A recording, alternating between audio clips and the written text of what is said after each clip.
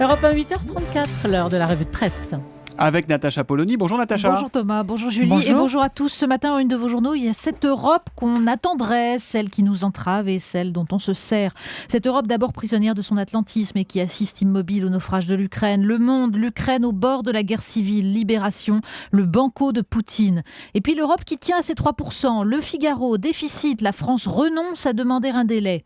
L'Europe dont on se désintéresse mais qui s'intéresse à nous, l'opinion. Les eurodéputés français qui font vraiment le job et l'humanité, lobbying, directive, comment les patrons font la loi en Europe.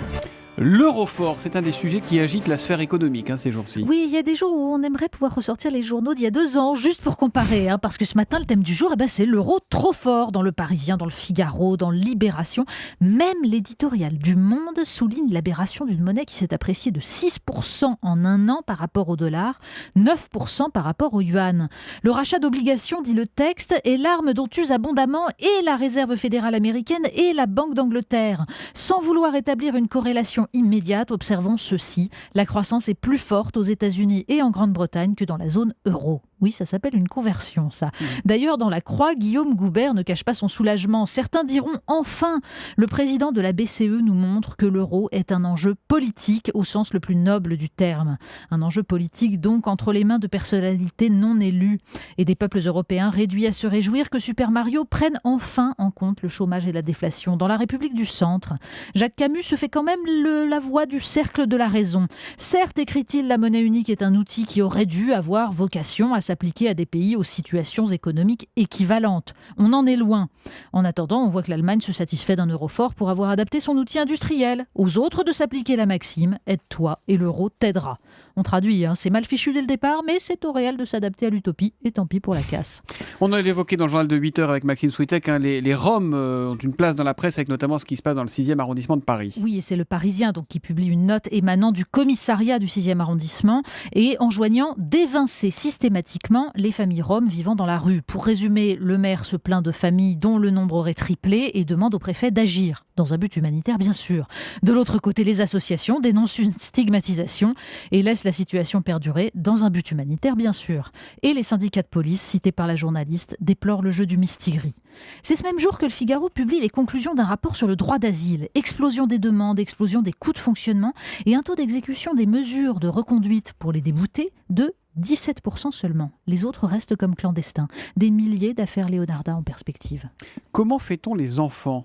On pensait le savoir, mais ça va peut-être changer. Et oui, visiblement. comment nous reproduirons-nous demain ? Ça, c'est la question que posent les Échos. Le professeur Testard, père de la fécondation in vitro, nous prédit un monde où les modifications génétiques et les tris d'embryons nous permettront de produire des enfants débarrassés de toutes les anomalies génétiques, même le strabisme, parce que c'est une anomalie. Les bénéfices seront tels, dit-il, que plus personne, à part quelques écologistes nostalgiques, ne songera à faire un enfant dans son lit. Bienvenue dans le meilleur des mondes.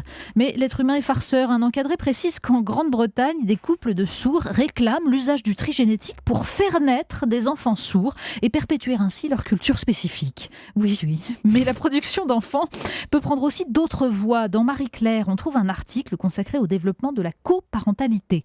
Des hommes et des femmes qui se rencontrent sur des sites internet pour prévoir d'avoir ensemble un enfant qu'ils élèveront chacun de son côté. Pas de couple, pas de relation amoureuse et alors une armée de psy aux avis contradictoires. Le bon sens, lui, nous donne quand même quelques doutes. Mais le bon sens a-t-il encore voix au chapitre ? De la naissance à la mort, il y a un pas, et en principe quelques années, un pas que franchit le magazine Néon. Oui, qui publie 3 textes réunis dans un dossier. Ils l'ont tué, j'ai tout vu. 3 récits de ces témoins qui ont assisté à un meurtre entre impuissance et effarement. Thomas, qui n'a pas ouvert la porte pour aider sa voisine de peur d'être tué lui aussi par un forcené. Violette, qui s'est cachée dans la baignoire pendant que son copain américain était victime d'un règlement de compte. Et puis Julie, responsable d'un magasin qui assiste à une bagarre avec des skinheads. Un garçon s'effondre, il est pris de convulsions. Au milieu de la confusion et des coups, elle le met en position de sécurité, lui parle en attendant les pompiers. Elle ne cesse d'y penser le lendemain. A-t-il survécu ? A-t-elle bien fait de le bouger ? Chaque fois que je passe dans cette rue, dit-elle, ce même sentiment de dépit qui m'anime. Pour une débilité, un gamin est mort. Le 5 juin 2013, ce fameux jour où j'ai essayé de sauver Clément Méric et où je n'ai pas réussi. On termine avec du nouveau sur les portables. Ça sert plus à rien de les voler, les portables. Mais oui, dans quelques secondes, ce portable s'auto-détruira. C'est ce qui devrait bientôt arriver, puisque les Échos nous apprennent que certains États veulent obliger les fabricants à équiper les portables d'une fonction d'autodestruction en cas de vol, pour limiter les arrachages de portables innombrables et parfois violents. Ben oui, mais les fabricants rechignent. Ça ferait baisser le marché des assurances, et même celui des portables, s'ils sont moins volés. En fait, faire baisser la délinquance nuit gravement au commerce et à la croissance. Quel dommage. La revue de presse, Natacha Pollitt.